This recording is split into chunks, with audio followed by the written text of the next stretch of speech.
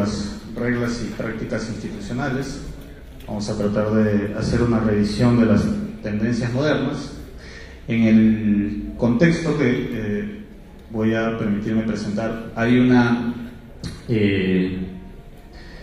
reforma de los reglamentos de la Cámara de Comercio de Lima, que ya está en proceso de aprobación final.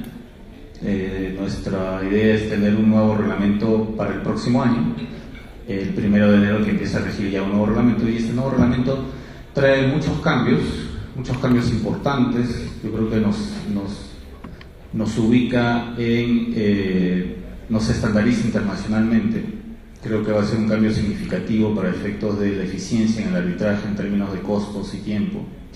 Vamos a tener que todos volver a revisar o entrenarnos en estas nuevas prácticas, pero la idea es que finalmente los usuarios sean los beneficiarios, los que se beneficien de estas nuevas reformas. Y esto viene un poco de la mano con todas las tendencias de reforma institucional a nivel internacional. Como ustedes saben, muchas instituciones arbitrales en el mundo en los últimos 3, 4, 5 años han reformado sus reglamentos. Otras los están revisando para próximamente también reformarlas. Nosotros estamos precisamente en ese proceso, terminando, como les acabo de decir. Pretendemos tener una publicación probablemente entre noviembre y diciembre, y luego para que empiece a regir en el mes de enero. Entonces, la idea de esta mesa es un poco, y ustedes que están en la práctica institucional de la Cámara de Comercio de Lima lo han podido ya de repente ver en algunos casos. Nosotros hemos estado ensayando durante este año una suerte de reglas más acordes con la práctica internacional, en algunos casos con algunas variantes o no. Siempre le hemos dejado a la discreción de los tribunales arbitrales para que puedan decidir esto de acuerdo con las partes. Y la experiencia hasta el día de hoy ha sido muy satisfactoria, altamente positiva. Los procesos caminan más rápidos, hay una comunicación más directa entre las partes y los árbitros, y se aprovechan mucho de las prácticas que hoy día vamos a conversar. Entonces, la idea de este panel es un poco repasar cuáles son. Hemos identificado en el panel 4 o 5 asuntos que nos parecen que son los más representativos de los cambios que vamos a ver a partir de enero del próximo año. Y hemos organizado la mesa de tal forma que cada uno de los expositores aquí presentes pueda presentar un tema, y luego de manera muy dinámica, libremente, podamos los demás panelistas intervenir para dar opiniones. Y luego al final tendremos una sección de debate abierto, diálogo abierto sobre temas en general, sobre reglas éticas o designación de árbitros. Y por supuesto al final la estación de preguntas de parte de ustedes.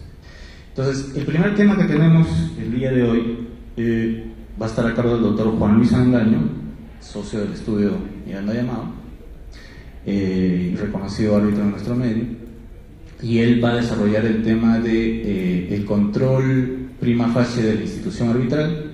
Hoy en día ustedes saben que esto es la Cámara de Comercio de Lima lo viene ejerciendo de manera pretoriana, no hay una norma específica sobre eso. Sin embargo, vamos a ver hoy día la importancia de que un reglamento establezca las situaciones en las cuales, antes de la constitución del Tribunal Arbitral, la Cámara de Comercio puede intervenir para poder,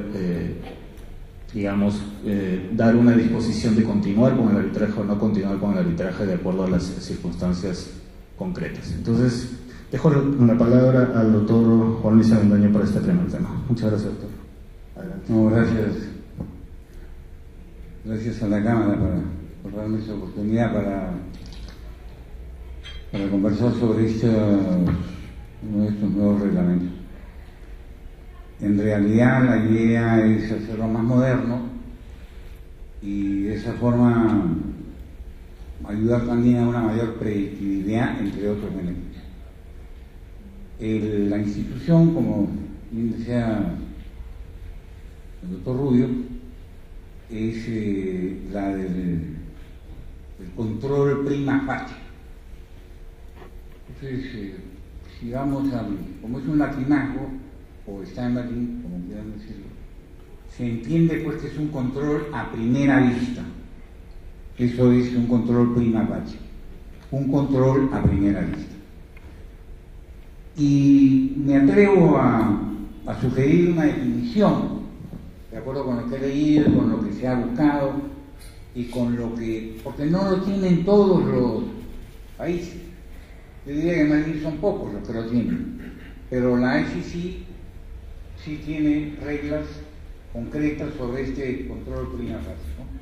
Y yo me atrevería a definirlo como la intervención que realizan las instituciones arbitrales cuando se sustentan o se suscitan objeciones, esa es la palabra clave del asunto, cuando se suscitan objeciones relativas a la existencia, a la validez, al alcance, ya tanto objetivo como subjetivo, del convenio arbitral, antes de la constitución del tribunal.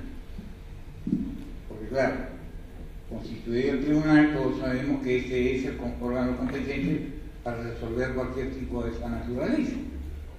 Pero la experiencia nos dice, y seguramente les dice a todos ustedes, que presentar la solicitud para el arbitraje, la otra parte por lo general no contesta, en esa hipótesis que estamos, y más bien lo que plantea son ciertas observaciones que nosotros estamos denominando, para usar un término común, objeción. Entonces, comienza el pleito antes de que ni siquiera haya tribunal. Y el centro, yo lo he integrado durante un cierto tiempo, ya hace algunos años, tenía bastante menos actividad que ahora, incluso llegué a presidirlo en un periodo más o menos corto, pero sí, se nos presentaron algunos casos y no teníamos una norma que nos permitiera prima facie dar una opinión o tomar una decisión al respecto.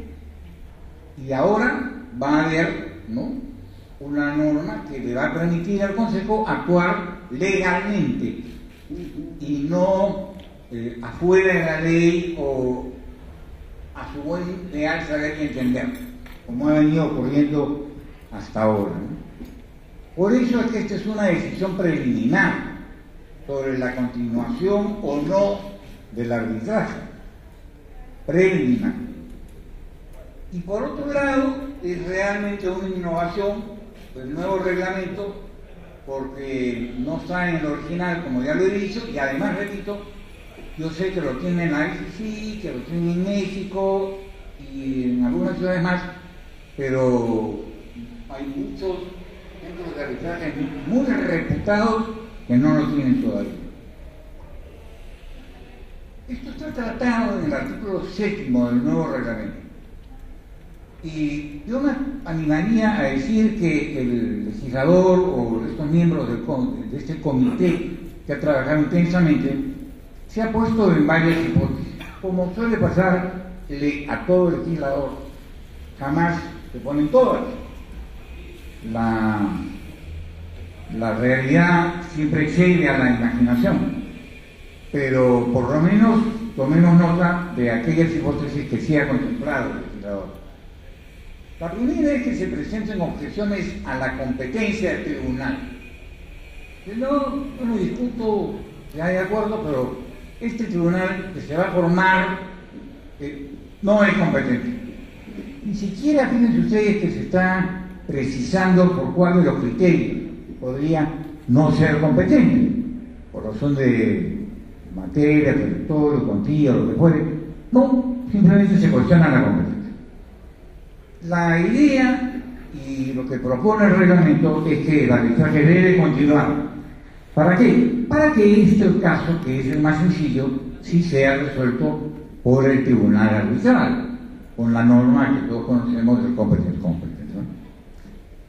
Un segundo caso es que las objeciones ya no apuntan a la competencia, sino a la existencia del convenio arbitral. No, dice una sale la parte, no contesta y dice: acá no hay convenio arbitral. ¿Cómo me pueden a mí proponer que yo participe en un arbitraje si no hay convenio? Yo no he firmado. También la idea, diseñada por ese comité es que el arbitraje continúe.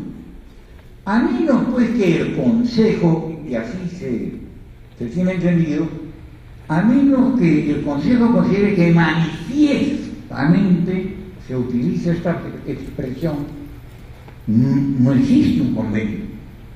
Puede pasar, ¿no? Que alguien haya oído el arbitraje y diga, hombre, qué interesante, yo tengo un conflicto con fulano, y hasta abogado podría hacer caso de decir que de frente viene acá a la Cámara y plantea un arbitraje sin saber que tiene que haber un convenio arbitral.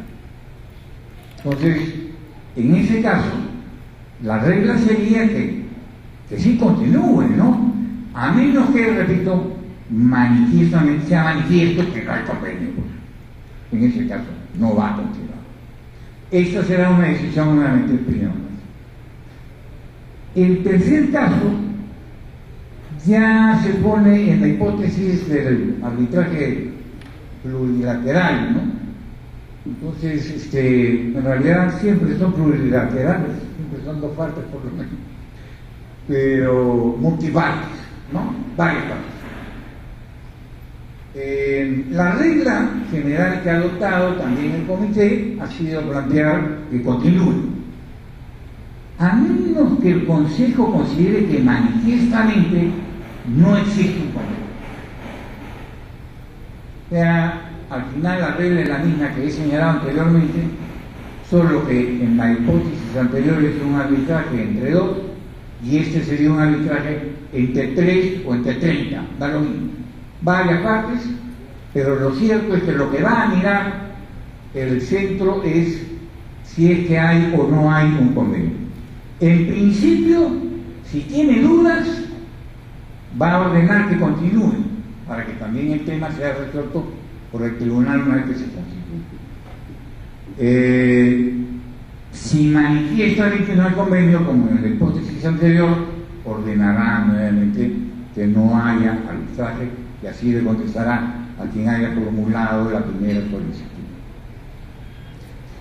Y un caso también interesante de pluralidad ya no es de partes, que también las hay, sino de convenios. Hay varias partes que quieren arbitrar, pueden, como ustedes saben muy bien, intervenir en un arbitraje de muchas partes, pero el problema que se suscita es que hay varios convenios. Y yo tengo que decir, ¿no?, evidentemente, que si hay varios convenios, podría darse por la hipótesis que no pueda continuar. La fórmula que ha utilizado el comité es que ello debe continuar, ¿no? Y ello debe continuar y se pone en dos casos, que lo voy a comentar, y que presumiblemente, como decía anteriormente, deben haber mucho más. Yo analizaré los dos casos en los que se pone el reglamento. Uno es que los convenios arbitrales, una vez analizados por el centro, resulta pues que son compatibles entre sí. ¿Qué podemos entender por compatibles? Que no sean contradictorios. A ver, algunos ejemplos. Por ejemplo,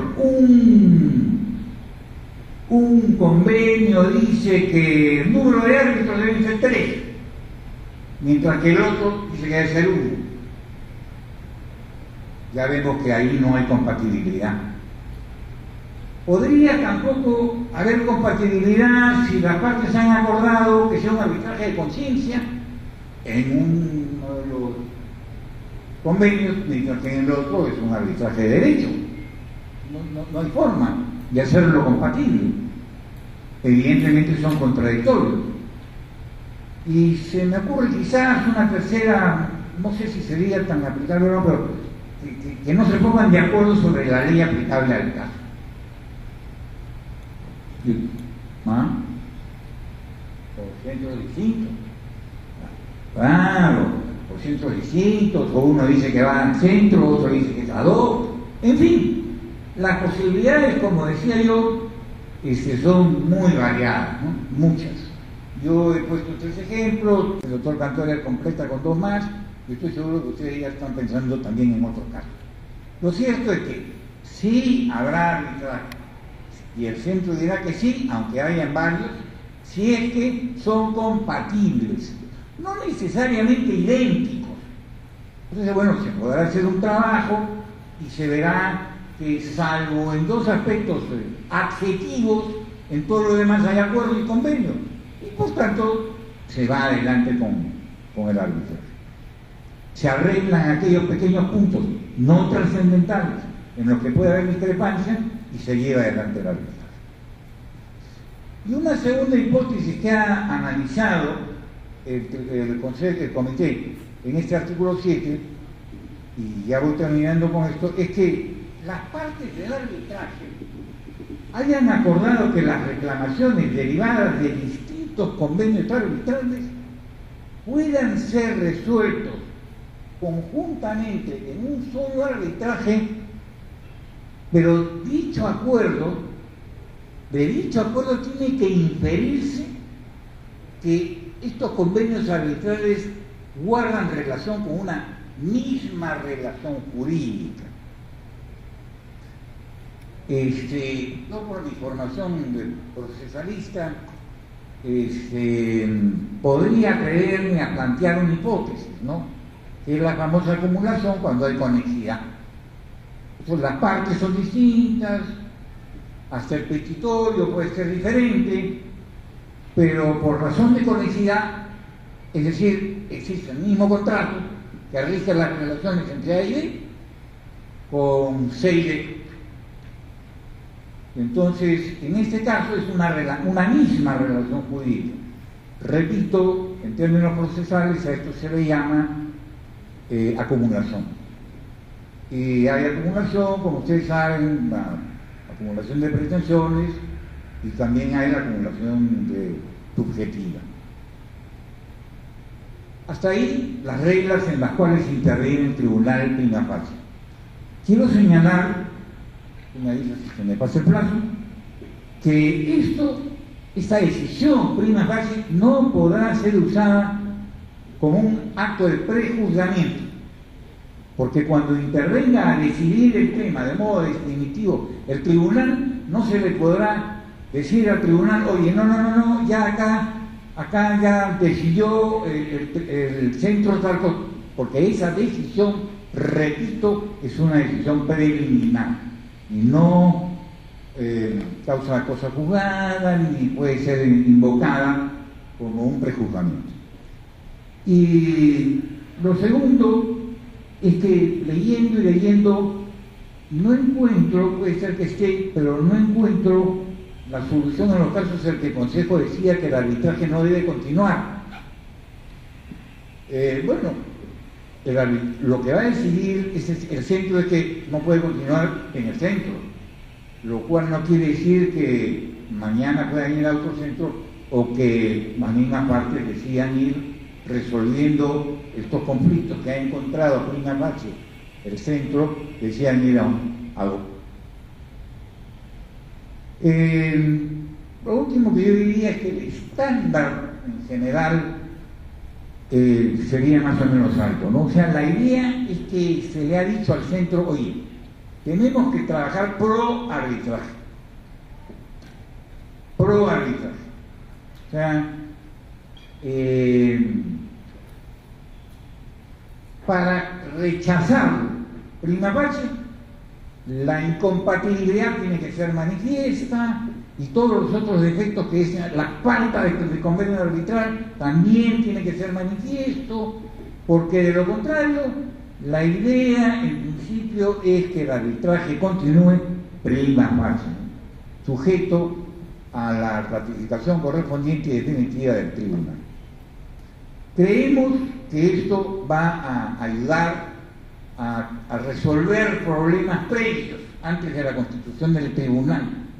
Eso es lo que se cree. Se va a ganar tiempo y se le está dando un arma, un instrumento legal al centro para que no sea imaginativo, sino que recurra a una norma y, estando ya prevista la situación, aplíquenla. Creemos que esto es oportuno porque por la fase en que se encuentra el arbitraje, ¿no? Es el inicio. Entonces, una decisión preliminar en el inicio no causa mayor daño, por el contrario, puede causarlo, sea para bien del arbitraje, ¿no? Y que ordene que se continúe. Y lo segundo es que esto también el comité ha recogido la opinión mayoritaria de que los convenios arbitrales deben ser interpretados a favor del arbitraje. Si existe la regla de pago proceso en materia judicial, con mayor razón en materia del arbitraje. Después de leer, y con eso termino, del boletín informativo del capítulo mexicano, una decisión que dice así: cuando una actora presenta una demanda de arbitraje en contra de múltiples demandadas, incluyendo una demandada que no haya firmado el acuerdo de arbitraje, pero que esté ligada a una parte signataria del mismo por instituciones legales tales como agencia, cesión, sucesión de empresas, grupo empresarial o alter ego, o la participación de la demandada no signataria en la negociación, ejecución, desempeño o terminación del contrato que contenga el acuerdo de arbitraje, un contrato a favor de terceros, aceptando los beneficios de tal contrato, por ejemplo, adhiriéndose al contrato que contenga la cláusula arbitral, la Corte ha estado satisfecha prima facie en muchas ocasiones de que una demanda o una demandada no signataria debería ser incluida en los procesos arbitrales. Por lo demás, esto ya lo reconoce expresamente nuestra ley, pero les he traído, ¿no?, un casito, una opinión de los mexicanos que ignoro si su ley contempla la regla que contiene nuestro artículo 14, me parece que es de la ley. Si no lo contempla, para ellos con mayor razón. En nuestro caso es mucho más fácil de resolver. Y yo terminaría con esto, ¿no? Creo que es suyo. Muchas gracias, doctora Avendaño. Vamos a hacer unos breves comentarios sobre lo que acabamos de escuchar. Probablemente estas son de las innovaciones más importantes en el nuevo reglamento. Lo que estamos haciendo es un poco siguiendo en este punto la pauta que ha marcado la Cámara de Comercio Internacional. Y ahora yo quiero plantear al panel muy brevemente unos comentarios para poder complementar, que se entienda mucho más lo que estamos tratando de transmitirles. Primero, esta regla que nos acaba de comentar el doctor Avendaño habla de consentimiento, no habla de convenio escrito. Entonces, primer punto. Segundo punto, el doctor Avendaño ha puesto muy bien una duda o un vacío. ¿Qué pasa si la Corte, en este caso el Consejo, la institución arbitral, dice prima facie, este arbitraje por temas de existencia del convenio arbitral no debe continuar, o no debe continuar respecto de una parte? Entonces, ¿a dónde acudimos? No hay una solución en este punto, por lo menos por ahora en el reglamento. Si la hay en la Cámara de Comercio Internacional, la Cámara de Comercio Internacional dice que la parte tendrá el derecho de recurrir a los tribunales que considere competentes. Entonces, quizás Fernando nos puedes explicar un poco qué debemos entender cuando estas normas de prima facie hablan de consentimiento, no están hablando necesariamente de convenio escrito. Esto abre la posibilidad para aplicar el artículo 14 prima facie en este caso de la institución arbitral. Y segundo, si es que esto es así, ¿cuál es el nivel de prueba que en ese momento deben las partes actuar para poder tomar esta decisión prima facie? Antes de responder la acción de Juan Luis y lo que viene después, si uno lee los reglamentos de los asuntos del derecho peruano hasta el día de hoy, se cae que lo veo parecido frente a un atajador efectivamente en el Perú poco o nada sirve. Es decir, en toda parte del mundo los arbitrajes hacen la gran diferencia, pero en el Perú nunca han hecho puesto los pantalones. Los arbitrajes cobraban un fee, punto, no hacían absolutamente nada más. Entonces, claro, el arbitraje ad hoc internacional era intrascendente, y de hecho casi lo ha sido en el Perú. Obviamente el carácter competitivo, te garantiza un centro, gente buena, bonita, lindas instalaciones, bla, bla, bla, pero en términos de actividad del centro, prácticamente no hacía nada. Y los demás centros tampoco. Entonces los centros se quejaban y decían, ¿por qué diablos la gente se va a la ad hoc? ¿Y por qué no vienen a mí si yo soy bonito, yo soy lindo? Bueno, porque no tenían normas. No tenían normas que hicieran que el trabajo de un centro sea el que corresponde. Sí. Era como el prima fácil, está ahí con nuestro reglamento por primera vez, de manera clara. Y ningún centro más, espero que los más centros se pongan los pantalones, porque no, insisto, ¿para qué sirve? Van a hacer la gran diferencia. Porque permiten que sea un control de calidad, es cierto, prima fácil, correctamente, como bien dice Juan Luis, preliminar, ¿no es cierto? Y sumamente exigente, porque finalmente la decisión provisional tiene que ser los árbitros, pero eso, un trabajo serio inicial de verificar que las condiciones de las partes y los contratos entre un arbitraje son los correctos. Me parece que la decisión es totalmente correcta y creo que apunta en esa búsqueda de efectivamente demostrarle al mercado que arbitrar en un centro de arbitraje es un arbitraje serio, con reglas serias, en un superior un arbitraje donde este tipo de análisis y de trabajo no se puede hacer. Dicho esto, ya me voy a preguntar. Ok, sin duda, obviamente, como se llama, el convenio arbitral ha sido desformalizado para una ley arbitral, que es uno de los cambios significativos para una ley, el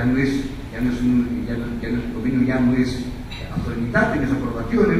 La ley, aún con el 14, y en el 14 exige un tema de probanza del consentimiento de las partes, y es correcto que realmente el proyecto haga referencia a que más allá de que eso de las partes, claro, las partes que solicita que intervengan partes que no han firmado, tendrá que hacer el esfuerzo en su sector de arbitraje de demostrar razonablemente de que esta parte C o D que no firmó el convenio arbitral efectivamente se encuentra vinculada en razón de su participación activa y determinante. La cita que ha hecho, ¿cómo se llama? Juan Luis del boletín informativo del capítulo mexicano de la Cámara Internacional de Comercio me parece estupendo, ¿no es cierto? Me lo va a robar, ¿cierto? Creo que ese es el estándar, ¿no es cierto? Y creo que funciona. Lo que sí quiero aprovechar es un poquito lo que señalaba Juan Luis, lo voy a aclarar y intervenir.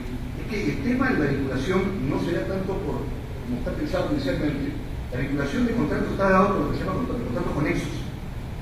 Es decir, no un mismo contrato, sino una relación jurídica en el sentido más amplio del término. Es decir, un contrato de financiamiento que tiene una serie con subcontratos, por ejemplo, son independientes, es decir, no están vinculados a una sola operación. A eso se refiere. Es mucho más amplio el concepto judicial. Y es importante que estamos conscientes de eso. ¿Cierto? O sea, muchos contratos que guarden una relación en un negocio común, para hacerlo en términos sencillos. Y es así como dice la norma, es decir, yo demuestro que efectivamente son varios contratos con cláusulas, como bien decíamos, leyes compatibles entre ellas, pero todos los contratos están vinculados a un mismo negocio, pues los puedo acumular potencialmente en un solo arbitraje. Si no lo son, entonces las partes han decidido que cada negocio jurídico sea independientemente arbitrado. Esa es la lógica que está detrás de cómo se esta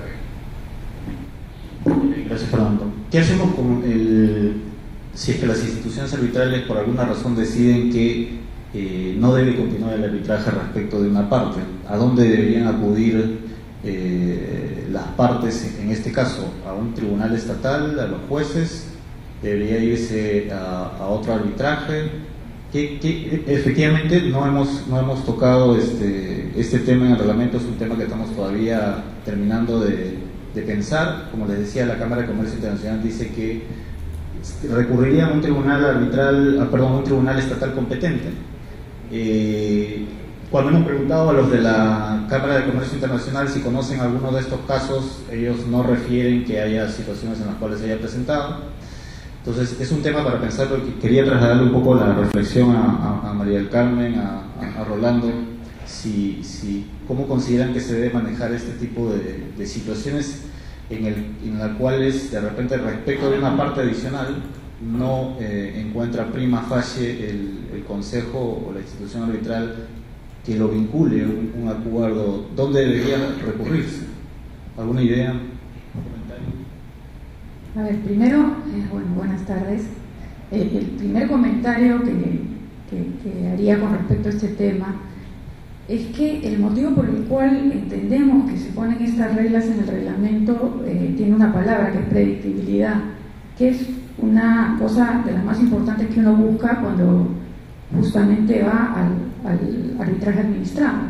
Entonces, y predictibilidad tiene que ver con que estas situaciones, estas objeciones que se van a dar o que se pueden dar antes de tener al tribunal constituido, se van a dar tengas reglas o no tengas reglas, ¿no? Entonces, no es que porque yo regulé prima facie que vaya a comenzar a tener los problemas, ¿no? Es que estos temas ya se presentaban y lo bueno es que yo ya tengo una guía, yo ya sé, porque mi reglamento le está señalando qué va a pasar y por dónde y cuál va a ser el camino que va a transitar este tipo de objeciones preliminares. Entonces, yo creo que el motivo fundamental para poner alguna regulación es ese, dar una predictibilidad.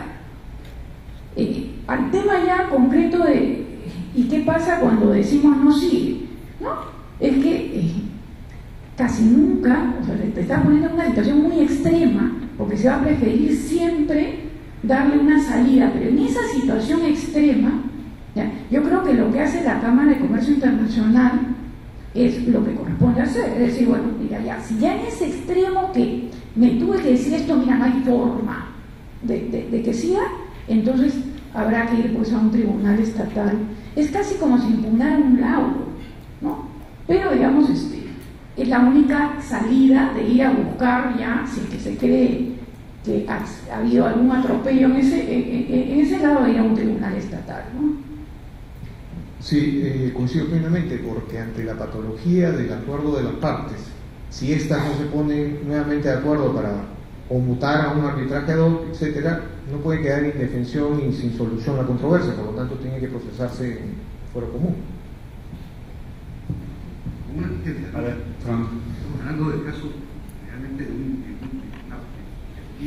tercero, porque si por ejemplo el Consejo decide no acumular dos arbitrajes, por ejemplo, eso no significa que el caso le corresponde el arbitral. Estamos hablando del Consejo que encuentra con que manifiestamente una parte no forma parte de un convenio arbitral, pero no hay convenio. Por más que la decisión no sea jurisdiccional, una decisión contractualmente aceptada por parte del cometido del centro de arbitraje, el centro de arbitraje está encontrado con que manifiestamente no cabe que recurra al arbitraje, obviamente lo que corresponde, por más que el arbitraje no lo diga, sigue al cuerpo judicial, sin duda, no hay arbitraje, ese tercero. Correcto. Yo solamente agregaría que esto también un poco de la práctica institucional, muchas veces nosotros tenemos casos en los cuales nos plantean la posibilidad de una parte adicional, de una parte no signataria en la fase inicial, para que el Consejo tome una decisión prima facie sobre si debe incorporarse o no al arbitraje. Y eso es un poco mi pregunta. Muchas veces cuando hay estas alegaciones, no hay una proporcionalidad con el nivel de prueba entre comillas, porque en realidad las pruebas son las que se van a actuar frente a un tribunal arbitral, pero digamos los elementos de juicio que puedan al Consejo hacerle tomar una decisión de consentimiento respecto de una parte. Y eso es una carga, es una responsabilidad de las partes. No le corresponde a la institución arbitral indagar, investigar si hay consentimiento, tráigame más documentación, no estoy convencido, porque como dijo el doctor Avendaño, es una decisión prima facie.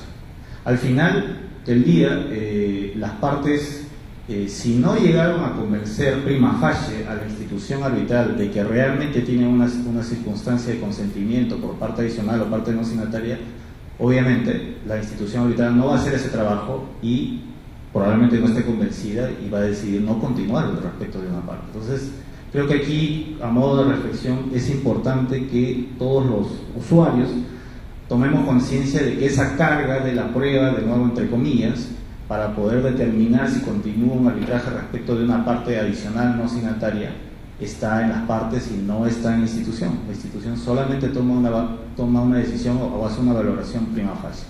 Y esto nos lleva al segundo punto que hemos escogido para comentar en el panel, muy ligado a esto, que es el tema de la consolidación de los arbitrajes.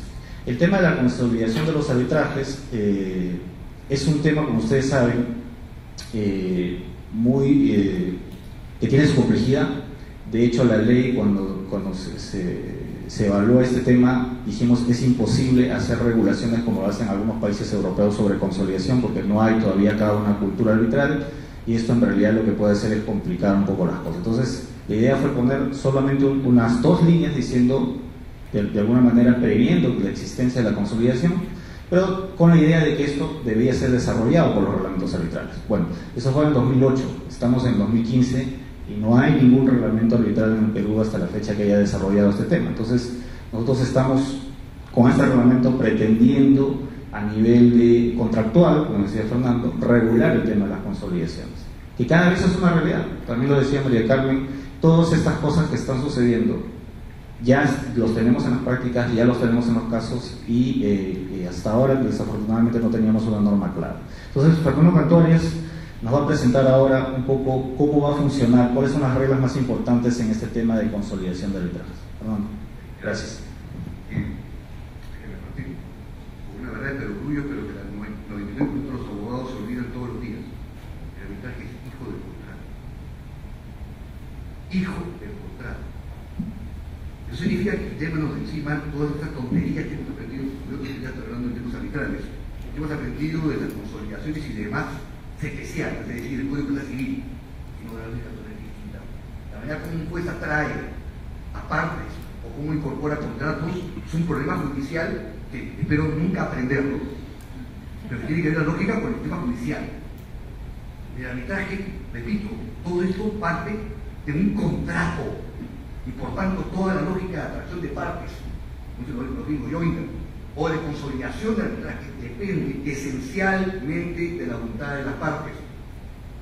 Y lo recalco 30 veces porque lo veo todos los días, los abogados meten una pataza porque no saben el ABC. El contrato, el arbitraje es un contrato, el arbitraje es un contrato.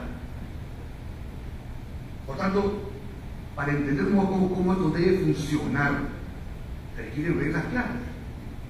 Nuevamente, el centro de arbitraje no tiene ninguna.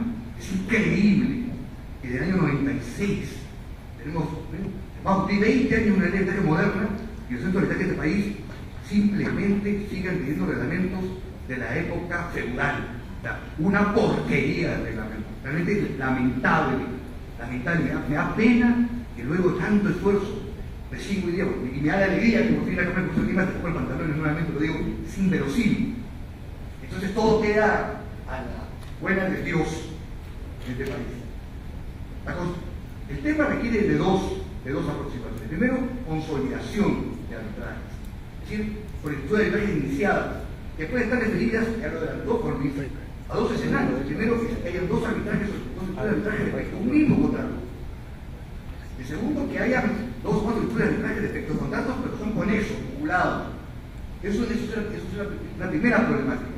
La segunda es la atracción de partes adicionales a las que se han solicitado originalmente. Ambas tienen que ser listas y tratadas, reguladas, para que las partes sepan jugar un partido. Nadie discute que es útil, por tema de costos, por tema de tiempo, por evitar conflictos de exposiciones, que obviamente se procedan cuando corresponde, sea útil a consolidar arbitrajes, a incorporar partes.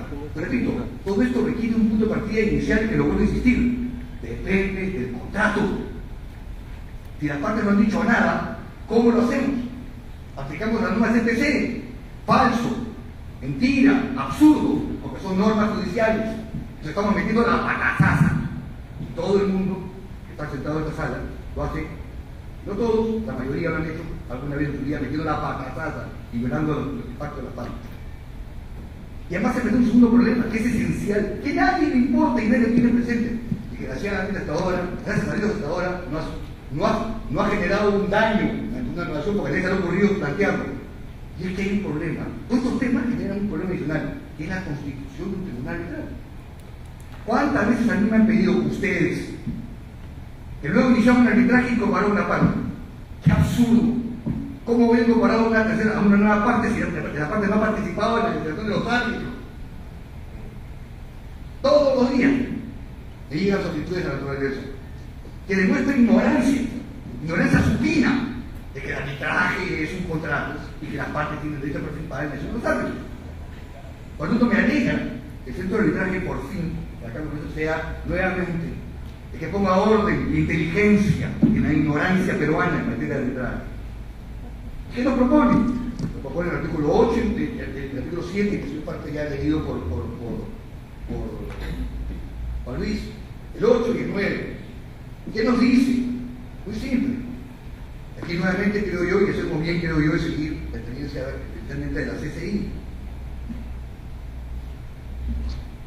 Si yo tengo un contrato en el cual intervienen multipartes, es decir, hay más de 2 partes, el contrato común. Y en la solicitud inicial yo solicito que se incorpore una de estas partes, solamente 2. En el contrato aparecen 3 o 4 más. ¿Es posible solicitar su incorporación? Sí, claro que es posible, pero tiene que darse en un momento determinado. No puede hacerse cuando hay tribunal. Y se puede hacer si se ponen todos de acuerdo, sin duda, porque ponerse todos de acuerdo, inclusive los que no habían sido llamados a esta fiesta siguiendo la palabra regular, entonces todos se ponen de acuerdo en el problema porque no, el tribunal es ratificado en ese acuerdo. Pero si no hay acuerdo, se quiere incorporar a una de las partes del contrato, se tiene que hacer necesariamente antes de que el tribunal arbitral se constituya. Necesariamente, porque hacerlo de otra manera viola flagrantemente el acuerdo de las partes y es causal de anulación, no hoy día, del año 96, por violación al acuerdo de las partes en la manera de constituir el tribunal arbitral.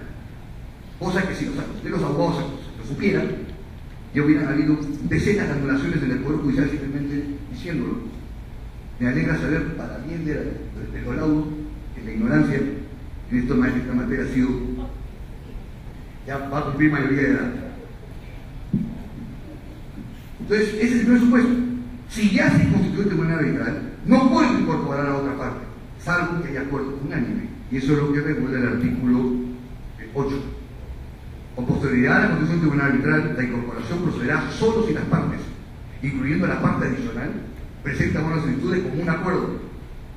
El tribunal arbitral acepta dicha solicitud, por lo cual tomará en consideración la necesidad o conveniencia de que las disputas con la parte adicional sean resueltas dentro del mismo arbitraje, el estado de avance del proceso arbitral y otras circunstancias relevantes. Obviamente es una solicitud, si el arbitraje está muy adelantado y la incorporación de esta parte del proceso va a generar interrupciones y problemas, obviamente el tribunal arbitral dirá, no sabe qué, con él litiguen por separado o lo incorporará si es que obviamente conviene hacerlo. Eso en cuanto a la incorporación de una parte. En cuanto a la consolidación, recordemos, necesitamos que sean 2 supuestos. Consolidar 2 arbitrajes, 2 solicitudes de arbitraje referidos a un mismo contrato. Y la otra, repito, contrato conexo. Ya lo dijo, como se llama, ya lo adelantó Juan Luis, la norma, lo que nos dice es que si la consolidación está referida a un mismo contrato, nuevamente lo que importará será el momento. Si ya las solicitudes de arbitraje referidas al mismo contrato han culminado en tribunales arbitrales distintos, no se puede consolidar, porque hay tribunales distintos. Así de sencillo. Si en cambio se han constituido tribunales arbitrales idénticos, y los 2 casos están más o menos en la misma etapa, se podrá consolidar. Eso no es un problema tan serio, pero la regla es correcta. No puede consolidarse matando un arbitraje en un tribunal. Las partes quieren ese otro tribunal. ¿Con qué derecho se mata el tribunal anterior? Y eso me llega a una de las barbaridades que han habido en este país, alucinantes, ¿no es cierto? Tribunales arbitrales que se comían casos posteriores con tribunales constituidos, alucinante al estilo judicial, y que nos llevó como tribunal, como comisión reformadora del Código Civil, cuando de la ley de arbitraje, a establecer expresamente el artículo 39 de la ley de arbitraje, inciso 4, salvo pacto en contrario, el tribunal arbitral no puede disponer la consolidación de 2 o más arbitrajes o disponer la arbitración de audiencias conjuntas, justamente para matar esta práctica absurda y ridícula y violatoria fragante al contrato de las partes, pactados por parte de sus convenios arbitrales. Y por eso justamente esto es otro tema que importa. Los centros arbitrales son los que van a disponer las reglas de consolidación, justamente eso que dice la ley, salvo pacto en contrario de las partes. Porque los arbitrajes ad hoc no se dan, porque es muy raro, por no decir imposible, no imposible, pero poco probable que las partes pacten en su convenio arbitral reglas de consolidación de arbitraje para un arbitraje ad hoc. Entonces aquí nuevamente los centros de arbitraje van a hacer la gran diferencia frente al arbitraje ad hoc, van a hacer la gran diferencia de manera correcta. Y finalmente la última posibilidad, la consolidar arbitrajes respecto a contratos que tienen cláusulas arbitrales. Como bien dijo Juan Luis, y la norma, la 9 del proyecto de reglamento lo determina, en primer lugar, para eso se tiene que dar los siguientes supuestos. Primero, obviamente no puede haber todavía un tribunal arbitral, porque si ya lo hay, nada que hacer. Salvo nuevamente se pongan todos de acuerdo. Segundo, los convenios tienen que ser compatibles. Si yo tengo contratos vinculados, me cometo la pataza de no establecer convenios que sean compatibles.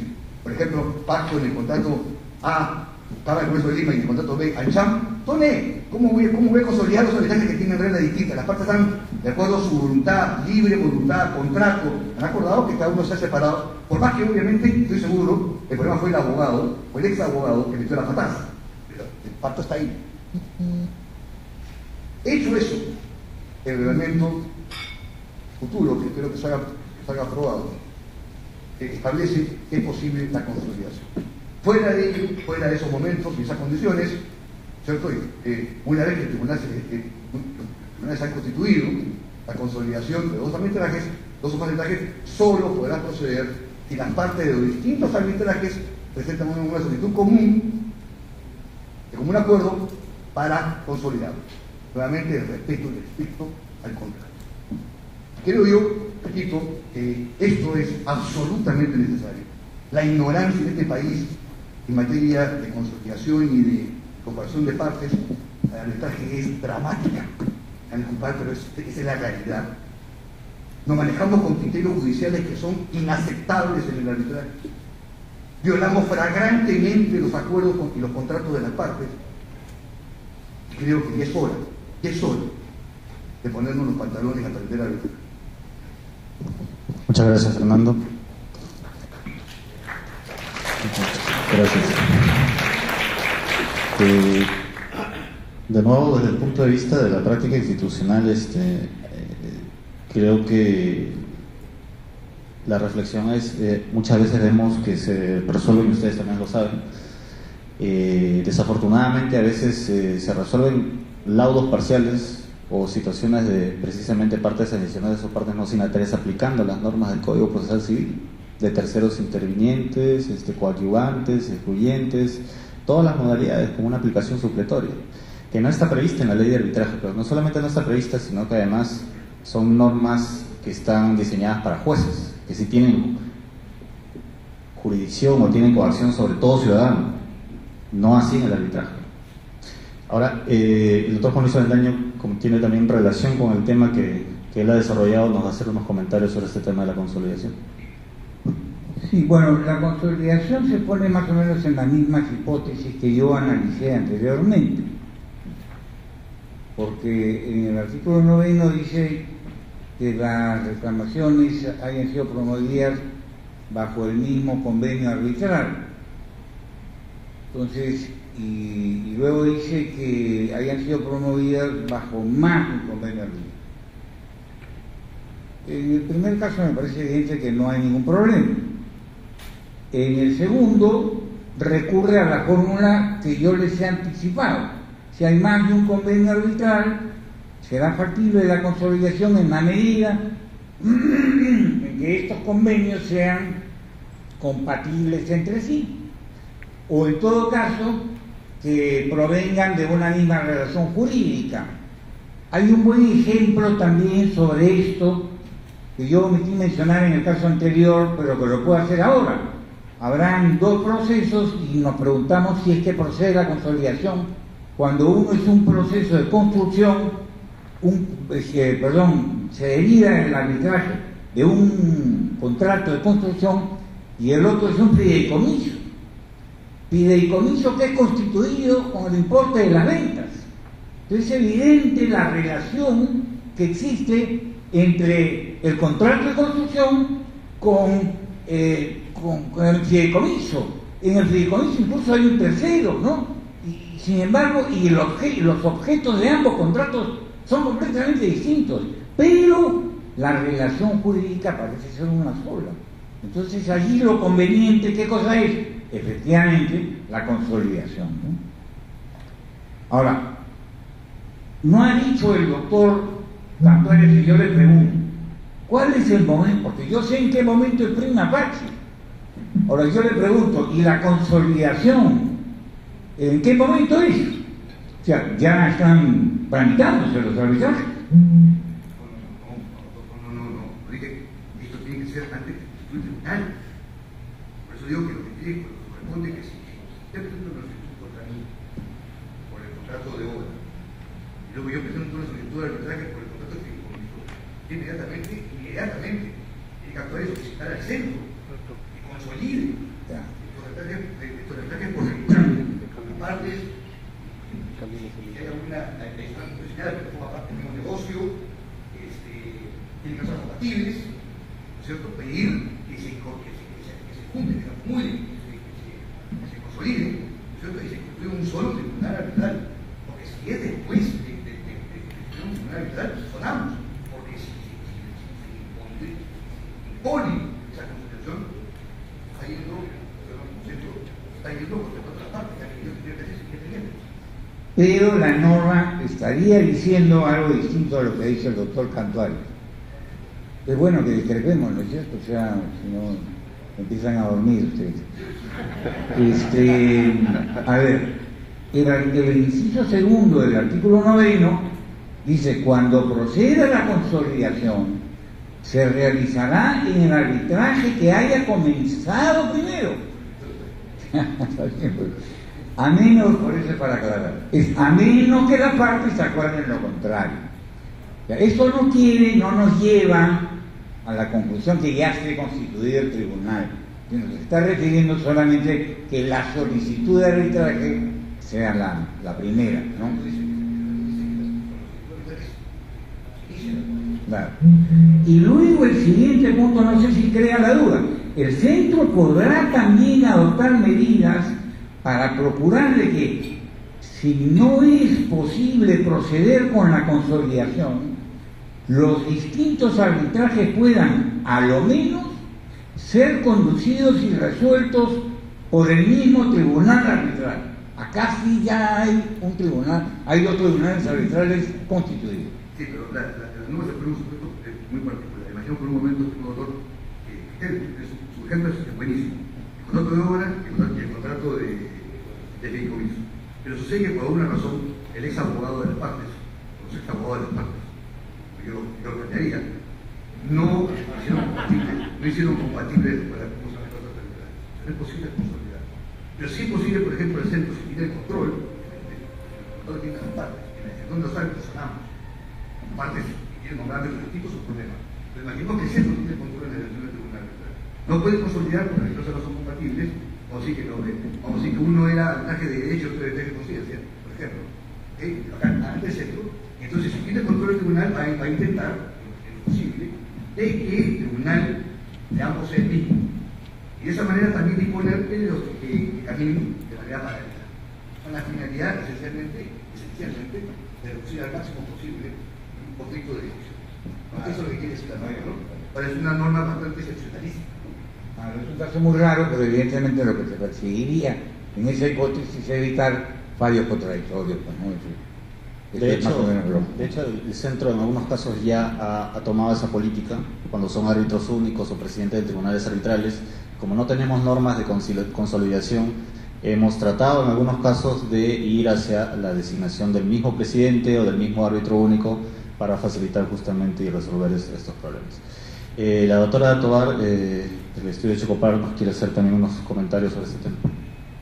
No, en realidad solo quería mencionar, Roger, que la discusión que acabamos de ver y la explicación que acabamos de ver nos permite llamar la atención en la importancia del carácter justamente educativo que puede tener el incluir estas cláusulas en el reglamento. Mal que bien, a pesar de ya la larga trayectoria de arbitraje en el Perú, la mayor parte de los abogados tienen el chip judicial. Entonces, sí, es lo que te surge. A mí me hace recordar como yo soy profesora de Derecho Internacional Privado tanto tiempo, la gente cuando tú le dices cómo se resuelve un problema no se pregunta qué ley se aplica, sino de frente aplica la peruana.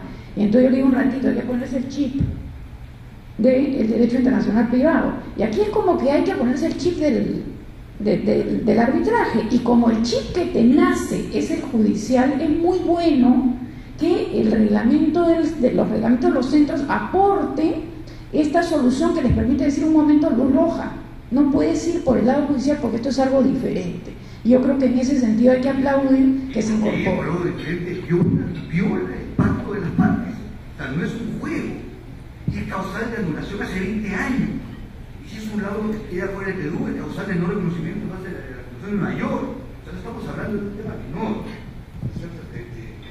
No es un tema menor, es un tema realmente importante, dramático. Y digo, lo veo todos los días, hasta hoy. Yo estoy en mitad de arbitraje. Quiero que intervenga C. Oiga, pero si no participar en la selección, no importa. Si el juez lo puede. ¿Y qué importa lo que puede el juez? Mala suerte. Algo que obviamente se pongan todos de acuerdo. Arbitraje es hijo del contrato. Si los tres, si los que estaban, quieren que entre, dicen que entra, bueno, adelante, bienvenido. Muy bien, vamos a dejar este tema acá. Estoy seguro que ustedes van a tener más preguntas.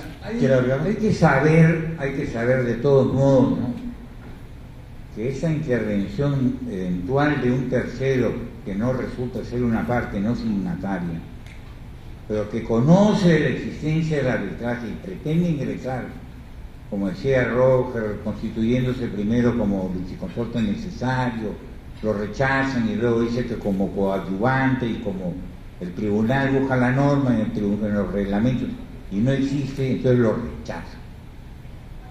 Es bueno que sepamos también que el arbitraje no es una institución perfecta.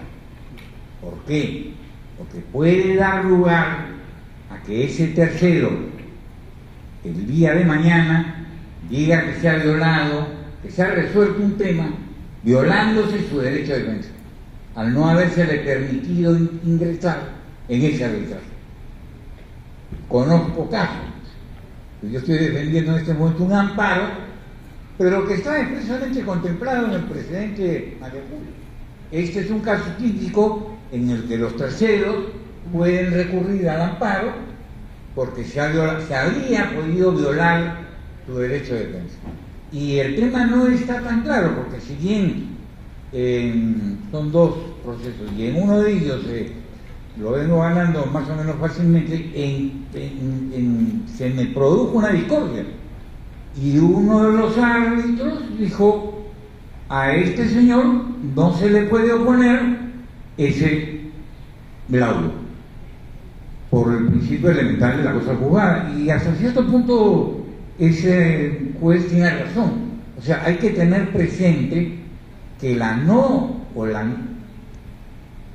permitir las partes el ingreso de un tercero y debiendo el tribunal respetar la voluntad de la parte, es la esencial, puede originar algunos problemas como el que acabo de señalar. ¿Quieres agregar algo? Déjame aclarar, estimado Juan Luis, pero es una modalista, no existe el tercero judicial. O eres parte de la parte. Tercero en la relación. Todas estas figuras de cómo son las coadyuvantes y demás son imposibles de discutir en el arbitraje. Repito, imposible. O eres parte o no eres parte. Pero no eres coadyuvante, ni tercero, ni cuanta cosa más. Pero he partido admitiendo que justamente el comando... Parte que no ha participado en el arbitraje, que no ha sido por eso. arbitraje a la fiesta, pero jamás tercero. Está bien. Es que el que no es parte es tercero. ¿Sabes eso a lo que me refiero? Ok, tercero del proceso. Claro. Pero o sea, ¿eres parte? Sí soy parte, pero no eres tercero. Eres parte de la Si no soy parte, pues soy tercero. Eres parte del convenio. No. No existe tercero. Eres parte que no participa en arbitraje, o eres parte no signataria, pero o eres parte del convenio, o eres parte no signataria del convenio, o no existe. Llamemos a ese ciudadano que no es parte del convenio.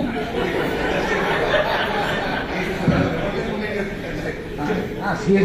Ya. Ese tercero no existe para arbitraje. Ya pues, perfecto. Entonces, no lo deja aquí. Este tribunal. Ahora está haciendo parte del arbitraje. No entra, estoy de acuerdo, no entró. Bravo. Ok. Quiero, sin embargo, que sepan que al no haber entrado, porque las partes haciendo uso de su derecho y el tribunal actuando correctamente, como bien ha dicho el doctor Cantore, no lo deja intervenir porque en el arbitraje no hay terceros. Sin embargo, digo que ese mal llamado tercero, ya no sé cómo denominarlo,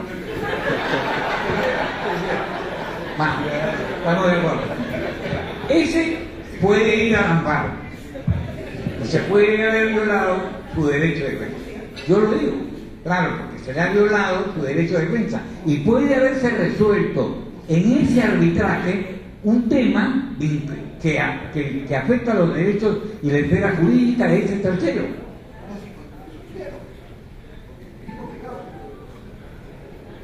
Bueno, puede ser que, pondré un ejemplo casi imposible, hay un contrato entre el concesionario y el Ministerio de Transportes para usar la carretera. Entonces hay que pagar un peaje. Y se sube el peaje y un tercero, que es el usuario, pero que no forma parte del contrato, quiere intervenir en el arbitraje, en la disputa que hay de si se sube o no se sube el peaje, y como es natural, y de acuerdo a las reglas que han quedado muy claras, no se le va a permitir su ingreso. Sin embargo, ese tercero, ese usuario, no hablemos de una persona, hablemos de una asociación de usuarios, ¿no? Además, que defiende un término nuevamente procesal que de repente no le gusta a Fernando, pero que defendería intereses difusos, porque defiende cuántas personas pasan por el peaje de Asia en el verano. 100.000. Entonces, una persona se arroga la representación de todos los que pasamos por el peaje y quiere intervenir en el arbitraje. Con razón, dice el doctor Cantore, el tribunal no lo va a dejar intervenir porque no es parte del convenio. Y hasta ahí todos de acuerdo.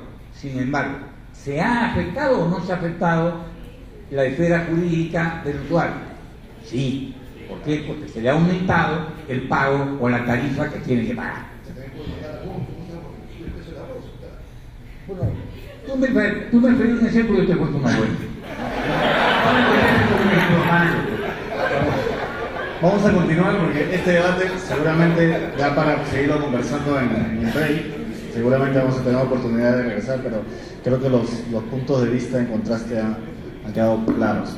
Y otro tema, vamos a pasar al tercer tema del panel. Se refiere a otro de los cambios importantes, es cómo conducimos los arbitrajes. Ayer conversábamos con la doctora McKinnon, que es la secretaria general del CIADI, que efectivamente esto es, en muchas jurisdicciones también se ve la cultura del papel. Estamos muy acostumbrados a las mesas de partes, a los sellos, a los proveídos, es parte de nuestra cultura legal. Sin embargo, los arbitrajes internacionales se manejan de otro modo. Nosotros hemos tenido un desarrollo importante del arbitraje en las últimas décadas, pero con prácticas muy locales. De hecho, muchas de las cosas que estamos discutiendo acá tienen que ver con conceptos procesales. ¿Por qué? Porque es parte de la cultura legal que se ha instalado.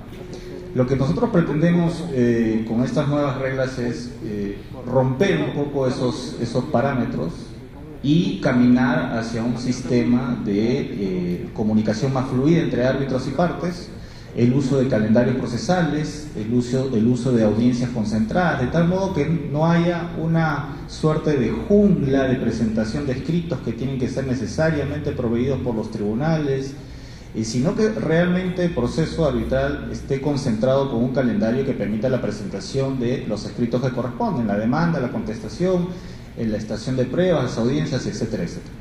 Entonces, sobre todo este cambio de modelo que nosotros vamos a propugnar, María del Carmen Tobar nos va a explicar un poco cuáles son esos avances que queremos que empiecen a funcionar desde el próximo año. Estoy hablando de comunicaciones electrónicas, presentación electrónica de escritos, notificaciones electrónicas, ordenar todas las actuaciones en base a un calendario, etcétera, etcétera. Entonces, María del Carmen, no sé si nos puedes dar unos alcances.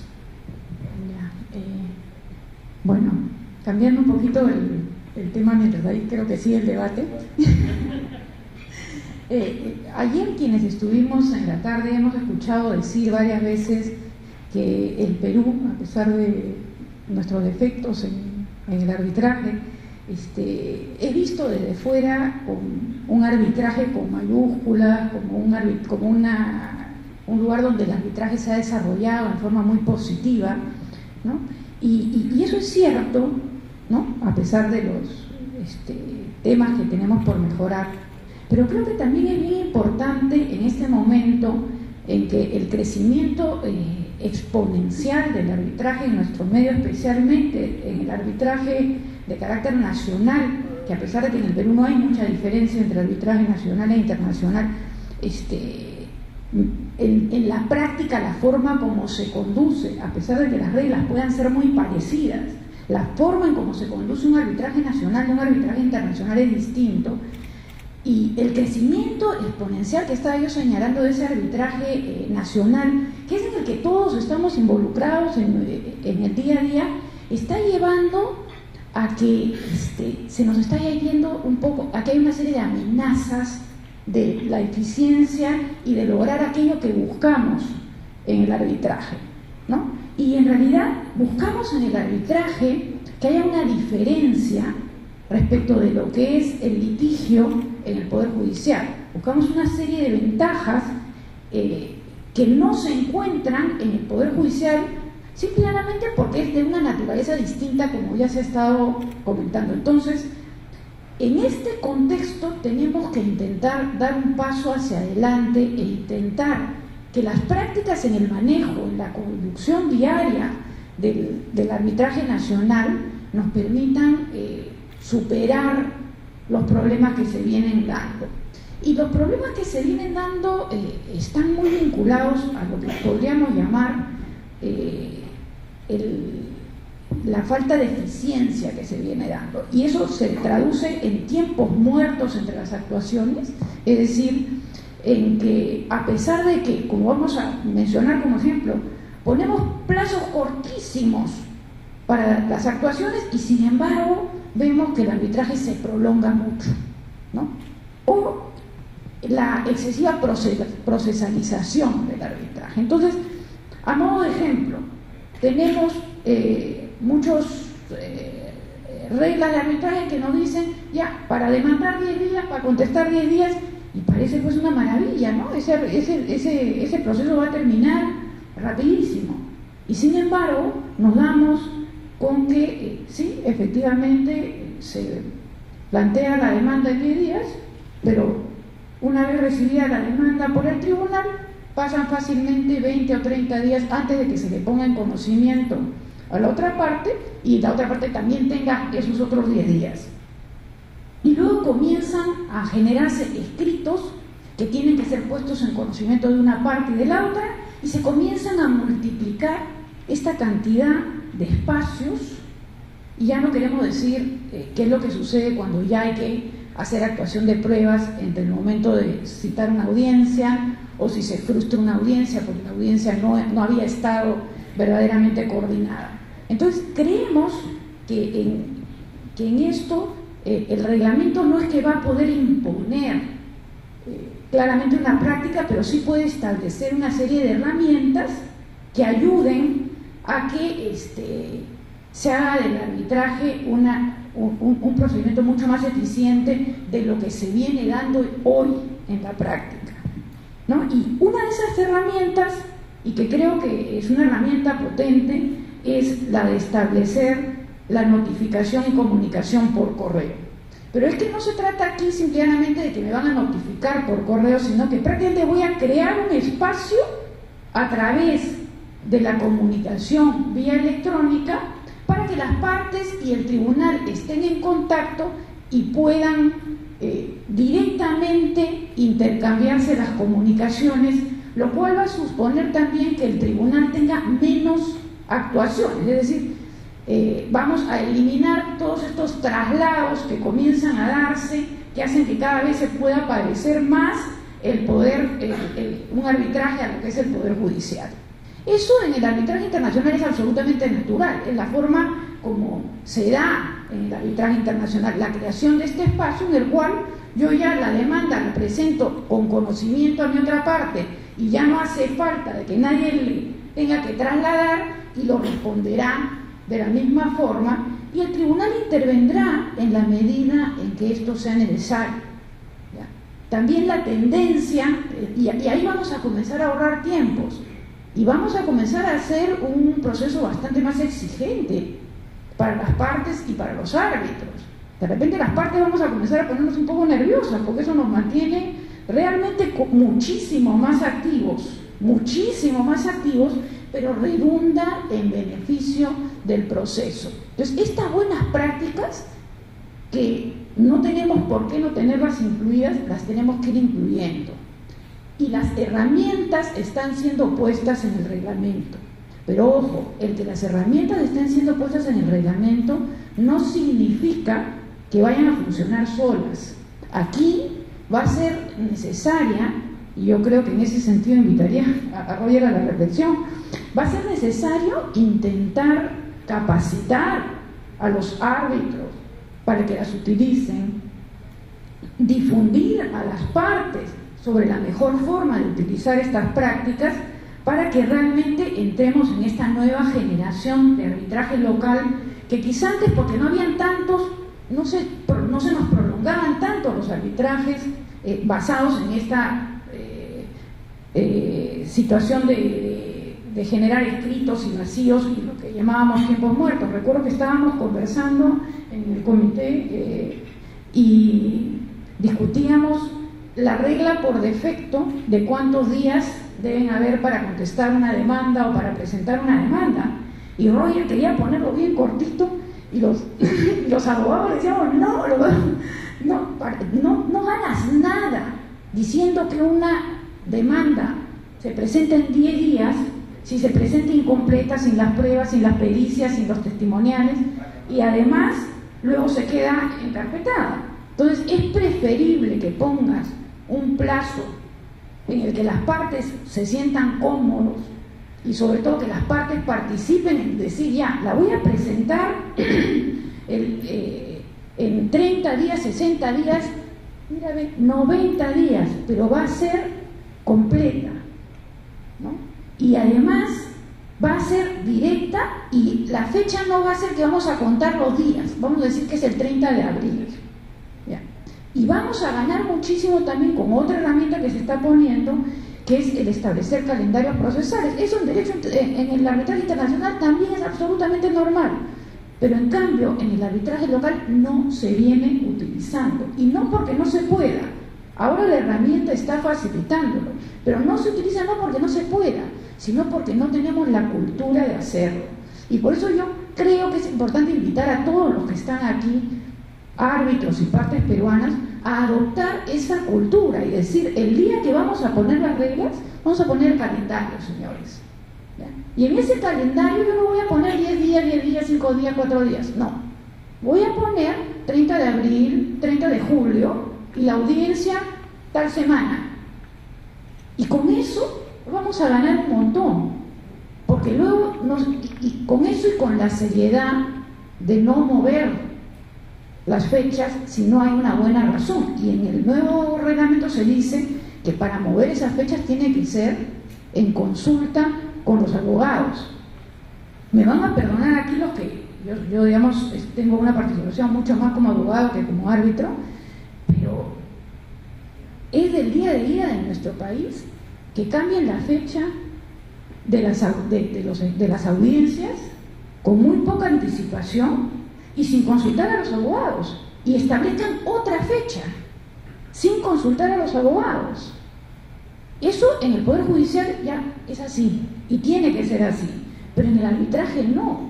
y lo que trae es ineficiencia, porque resulta que si yo quiero que la exposición de las pruebas o de los peritos se realice el día tal, si no lo coordino con las partes, no va a ser. Porque, por ejemplo, los arbitrajes de construcción, tengo que traer al ingeniero, tengo que traer al perito, tengo que lograr que los abogados y los representantes tengan el tiempo. Entonces, el hecho de que pongas una fecha no significa que se va a poder dar. Y entonces se va a ir frustrando, se va a volver a tener que reprogramar, y todo eso no hace sino abundar en que se vayan postergando las cosas. Entonces, lo que se está intentando a través del reglamento es poner las herramientas para que podamos tener esta comunicación vía el correo electrónico, vía el espacio electrónico, que es más directo, que elimina la procesalización y los traslados, y que se difunda la cultura de poner cronogramas y calendarios conjuntos y consensuados, y que las pruebas se actúen en su mejor momento y todas juntas, porque también se establece así. Debe haberles pasado mucho que después de haber esperado ansiosamente el día de que vamos a tener una audiencia en que vamos a poder explicar el caso con los peritos, ¿sí? Tenemos ese día esa audiencia, y luego puede pasar semanas y meses y se les ocurre pedir otra pericia. Todo lo que hicimos se olvidó, fue en vano, perdimos tiempo, simplemente por falta de orden en establecer cómo se van a dar las actuaciones procesales. Creo que por eso que es muy positiva el establecer estas herramientas, pero creo que para que eso positivo se ponga en ser, va a ser necesario que todos y cada uno de nosotros decidamos utilizarlo, ¿no? Y decidamos utilizarlo bien, ¿no? Y ese sería el comentario que tengo que hacer sobre este tema de calendarios y tiempos. Bueno, muchas gracias, María Carmen. Solamente agregar que esta práctica no solamente es internacional, es muy arbitral. Vamos a tener un salto cualitativo a partir del próximo año, y este año, como he comentado, lo hemos ensayado en algunas reglas de instalación. Funcionan así todas las instituciones arbitrales en el mundo serias. Quiero hacer acá una referencia a la CIA. La CIA, por ejemplo, si ustedes conversan con Adriana Polanía, que está acá, que es la directora de la CIA, con Rafael Verdad, que es el presidente, la CIA no tiene un local donde presentar papeles. Puede tener una oficina en Nueva York, pero la CIA maneja sus casos todo electrónicamente, y cuando hay necesidad de realizar las audiencias, según la sede que se fije, o según el acuerdo de las partes y los árbitros, irán a unas sesiones de audiencia en un lugar determinado, pero todo lo demás, toda la presentación de escritos y las notificaciones se maneja de manera virtual. Esto sin duda va a ser un proceso. Hay algunas voces, seguramente algunos de ustedes son funcionarios públicos, que ya han empezado a decirnos, bueno, pero las instituciones estatales funcionan de otra manera. Tenemos ya algunas instituciones estatales que con las nuevas reglas han estado funcionando bien. Yo creo que es un cambio que es un proceso que va a ser gradual, pero creo que lo importante es que todos nosotros estemos dispuestos a colaborar con ese cambio, porque al final de cuentas los cambios van a ser para mejorar el servicio que brindamos. Rolando Izaguirre ha sido una cosa, sí, Roger. El año pasado hemos manejado aquí en la Cámara contigo un caso importante, complicado, complejo, y lo hemos manejado y con una empresa estatal involucrada, y habremos logrado que este caso complicado, complejo y con una empresa estatal involucrada haya podido verse con laudo y todo en menos de un año. Y eso ha sido utilizando este tipo de sistema, es decir, utilizando el correo electrónico, utilizando los calendarios, y creo que promovido por el hecho de que los abogados teníamos un consenso muy claro de seguir adelante con este tipo de reglas, porque era lo que beneficiaba el arbitraje. Y eso creo lo que hay que invitar. Correcto.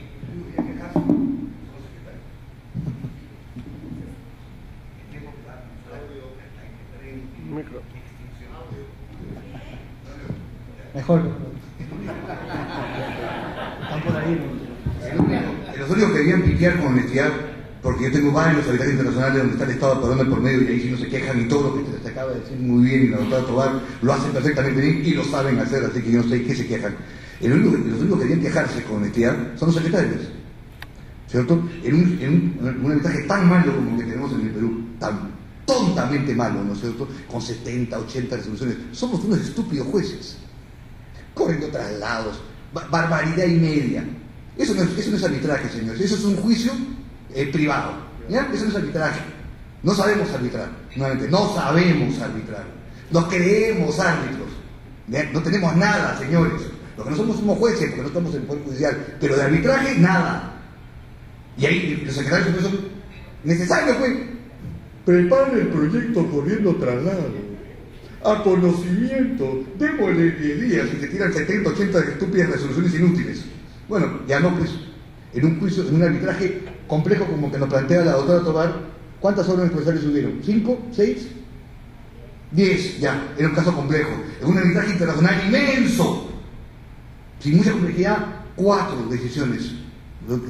Órdenes procesales, como se les suele llamar, para no hablar de decisiones como son las de jueces. 4, 5. ¿Cuál es el promedio en nuestros pseudo arbitrajes peruanos? 60, 70 resoluciones. Miren qué ridículos que somos. Así que tenemos que aprender a hacer las cosas bien. Y vamos a lograr algo para los abogados. Como son abogados, vamos a lograr algo esencial. Vamos a hacer que los abogados efectivamente tengan inmediación con el caso. Vamos a lograrlo. Porque de esta manera es que se logra que los árbitros se involucren directamente en el caso y completamente en el caso. Y los abogados también. ¿En beneficio de quién? Finalmente, decisión final de las partes, que es a quien nos debemos. Y finalmente, el gran beneficiario, los árboles. Bueno, sin duda va a haber una redefinición del rol de la institución arbitral. Creo que a las instituciones arbitrales nos toca más estar vigilando, controlando el avance del proceso y poder contribuir con el tribunal arbitral en otros aspectos, y no estar concentrados, como hasta ahora se ha hecho, en labores propiamente de secretaría, de escribanía. El último tema que nos toca tocar está a cargo de Rolando Seguirre, que es un árbitro también muy reconocido en el medio. Rolando además ha tenido la suerte de haber participado en muchos de estos casos que hemos estado ensayando en los últimos tiempos, incluso antes de este año, o interactuando con árbitros internacionales, y donde el modelo del cual estamos hablando ha funcionado muy bien. Ahora Rolando nos va a comentar un poco. El último tema del panel es los árbitros de emergencia. Los árbitros de emergencia son una figura también novedosa, que creo que bien utilizada puede ser muy útil para la práctica arbitral en general, y creo que sin duda va a ser algo que vamos a tener que estudiar, vamos a tener que ensayar.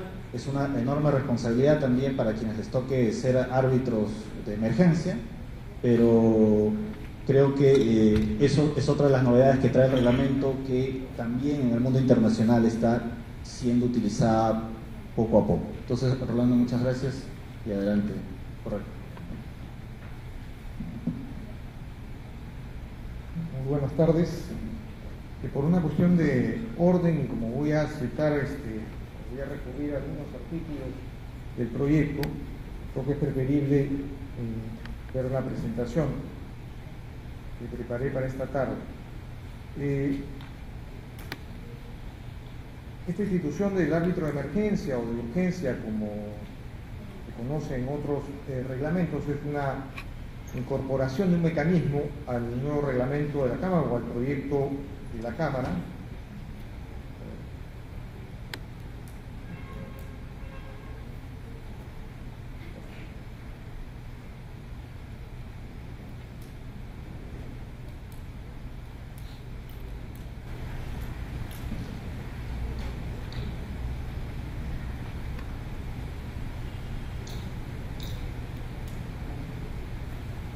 Para entender en qué consisten los árbitros de emergencia, tenemos que ver cuál es el estado actual de la regulación de las vías por las cuales los incidentes cautelares son procesados en una controversia.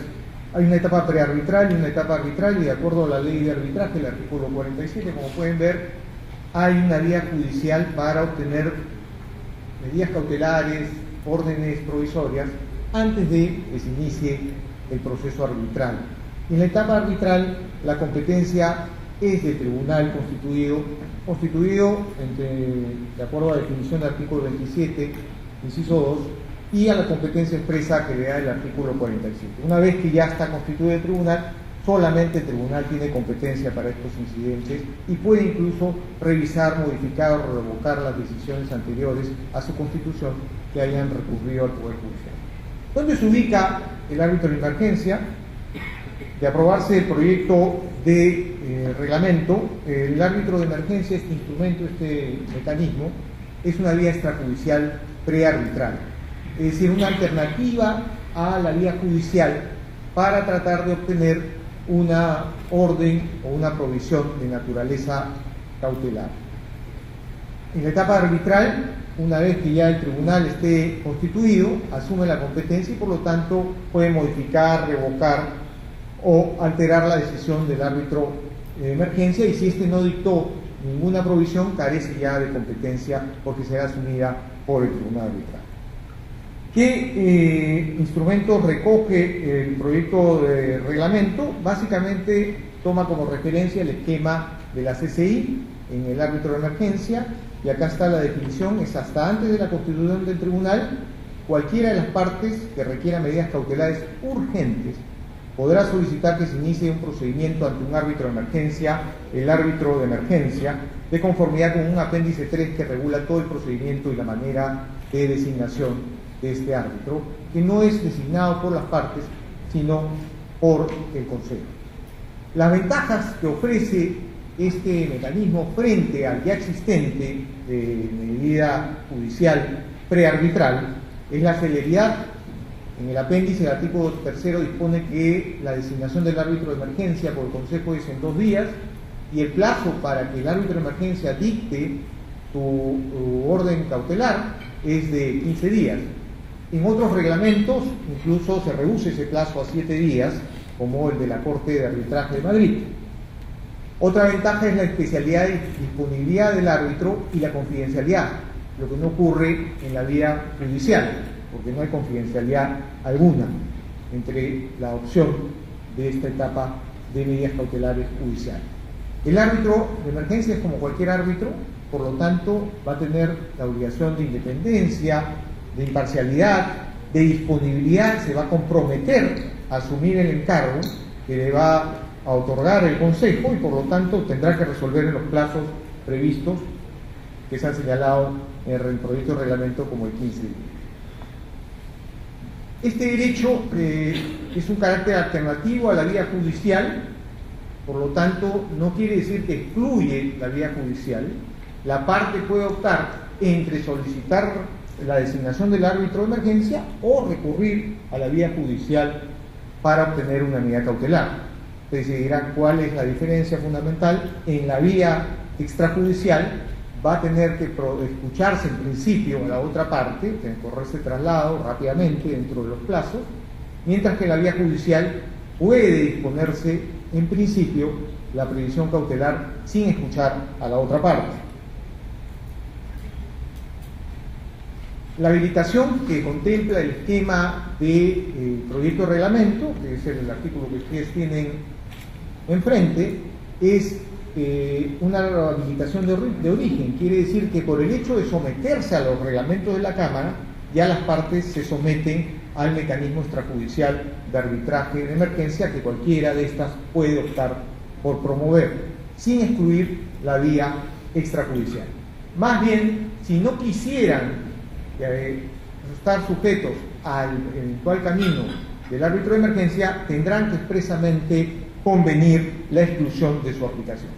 Acá hay una diferencia con el esquema de la CCI, porque la CCI también contempla una exclusión que no se expresa, sino una exclusión tácita del árbitro de emergencia, que no está contenido en el reglamento, en nuestra propuesta de reglamento, y es básicamente cuando las partes hayan pactado otro mecanismo que sea incompatible con el árbitro de emergencia.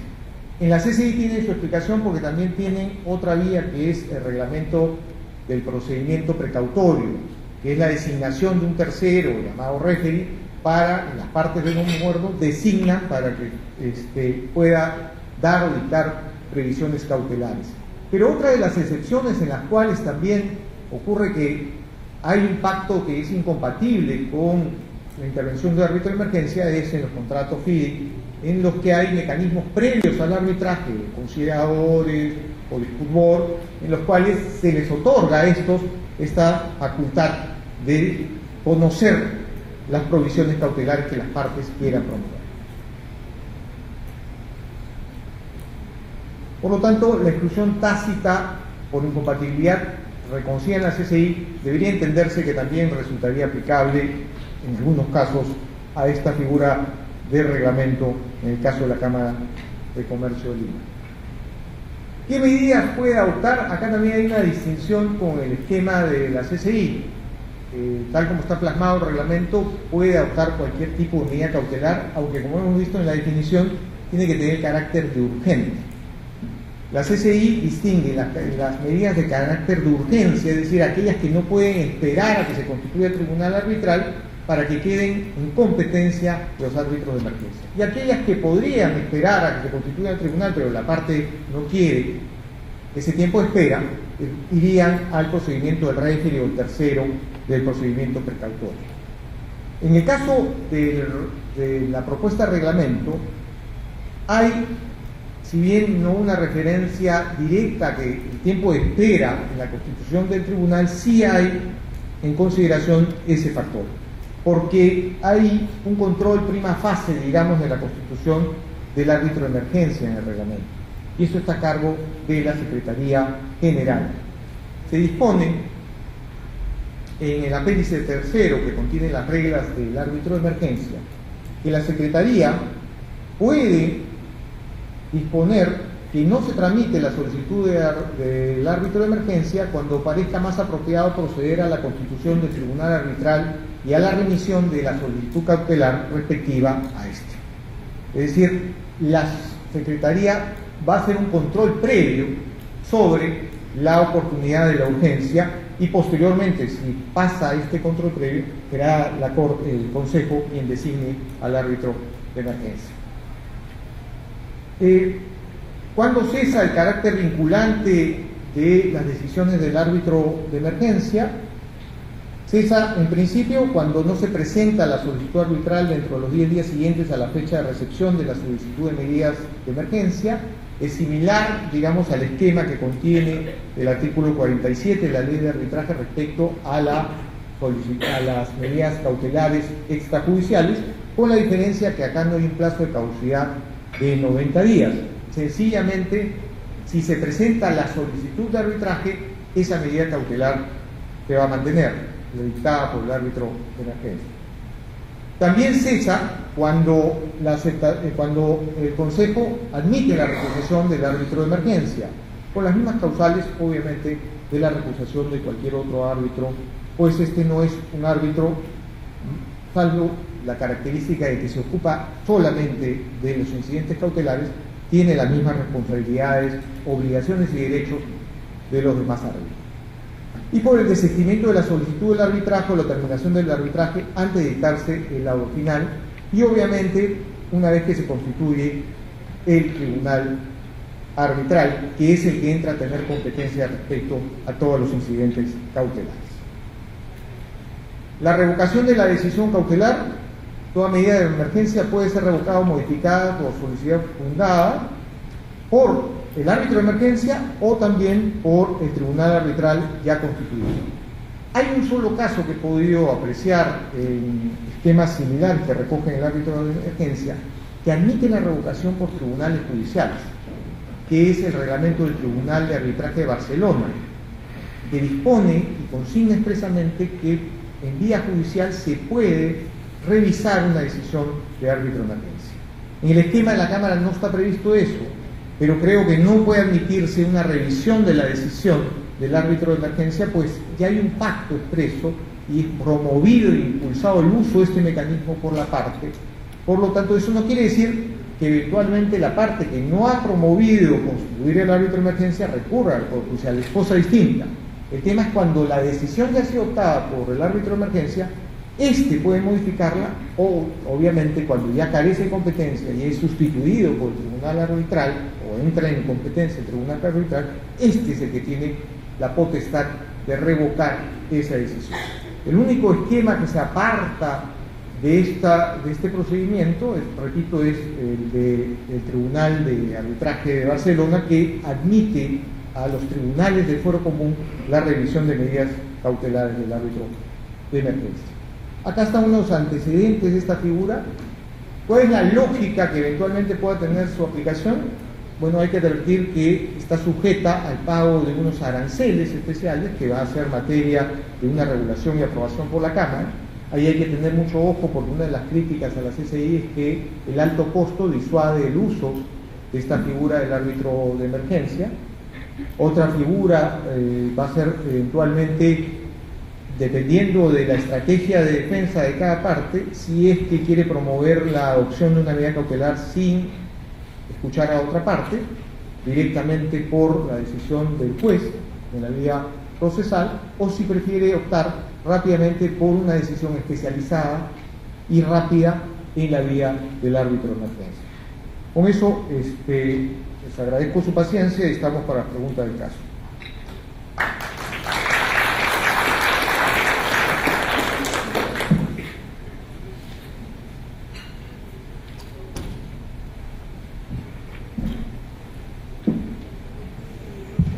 Muchas gracias, Rolando. Hemos llegado al límite ya del tiempo de nuestro panel. Esperemos que haya sido lo que hemos querido presentar, es un pantallazo de las novedades que va a traer nuestra práctica arbitral a través del reglamento del próximo año. Vamos a hacer la pausa. Si tienen preguntas, les pido disculpas. Vamos a poder de repente conversarlas durante la pausa. Luego regresamos en 15 minutos. Gracias. Espero que todos se hayan registrado. Vamos a sortear un libro de Derecho Aplicable y Arbitraje Internacional de José Moreno. Adicionalmente, claro está, les invitamos a nuestro stand, en donde tenemos varias obras de arbitraje, incluida la biblioteca de arbitraje del Dr. Castillo Freire, que está en físico y en formato digital. Son 30 volúmenes en total. ¿Nos ayudas a sacar el...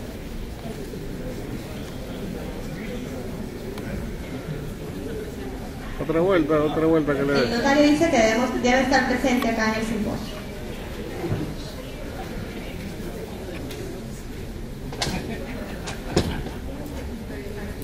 Roberto Benavides.